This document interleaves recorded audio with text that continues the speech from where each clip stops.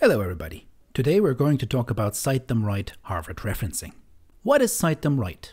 It is a comprehensive guide for citing and referencing sources in academic work. And it has some key features. Within Cite Them Right, you can find different referencing styles, such as Harvard, APA, MLA, Chicago, and so on. But in this video, we will be mainly looking at Harvard referencing style. Within Cite Them Right, you can find examples and detailed guidance for books, articles, websites, media, AI, and etc. In terms of accessibility, it has different formats. It is available in print and digital versions, like the website that we will be looking into today. Also, it is very user-friendly with clear explanations and step-by-step instructions. Although there are printed versions, I would suggest using the web version, as this is the version that is the most up-to-date. Like I said, Cite Them Right keeps itself up-to-date by regularly updating its content. It reflects changes in citation standards and new source types. For example, it has a generative AI section where you can cite generative AI, like ChatGPT, for example. Why should we use Cite Them Right?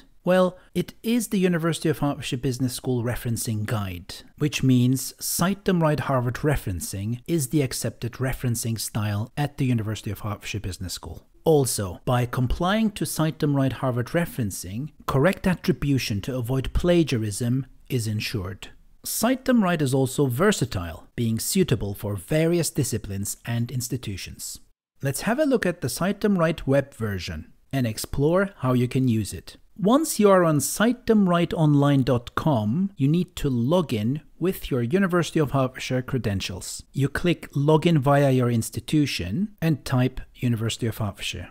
You can see here that access is provided by the University of Hertfordshire. In order to use all the features of Cite Them Right, you need to access it with your University of Hertfordshire credentials. And once you have done it, it will be automatically saved and you don't need to do this over and over again. After that, you need to choose your referencing style, which is Harvard in our case. If you scroll down, you will see all the different source types and how they need to be referenced or cited. You can see books, journals, digital content, media and art, research, legal documents, and so on. There is a lot to explore here. Let's say the source that you want to cite in your work is a journal article. Then you need to click on Journal Articles, which will lead you to a more detailed page. You will see some sort of introduction to what this entails and a citation order with which you will write your full reference in your reference list. When you scroll down, you will see different kinds of journal articles, e-journal articles or hard copy journal articles.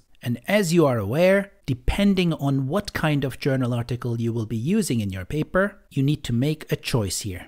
If it's an e-journal article, for example, you need to see if you have a DOI number or a URL. And again, depending on that, your citation order will change.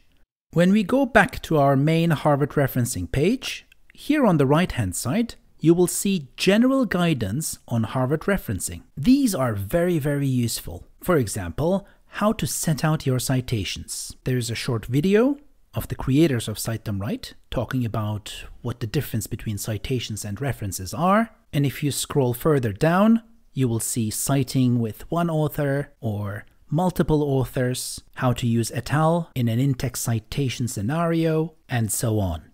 There is also a sample text with in-text citations and a reference list using the Harvard style, which you can take as an example. You can see an example reference list here, but because it's a web page type of text, I copied and pasted this onto a Word document to make it look more real. So this is how a reference list in Harvard referencing style could possibly look like. As you can see, each reference item is in alphabetical order, and there is a one-line space in between each reference. This would make it easier for my readers to identify each reference item. Electronic books, namely e-books, would probably be another source type that you would have to use quite often. Cite Them Right suggests that when an electronic book looks like a printed book, then you should reference it as if you were referencing a printed book. But if it looks like an e-book with a URL or a DOI number, then you reference it as an ebook. There is also a you try section where you can directly write, for example, the surname, the initial of your source, the year of publication, and so on, and then copy it and add it onto your reference list, which makes it a little easier for you.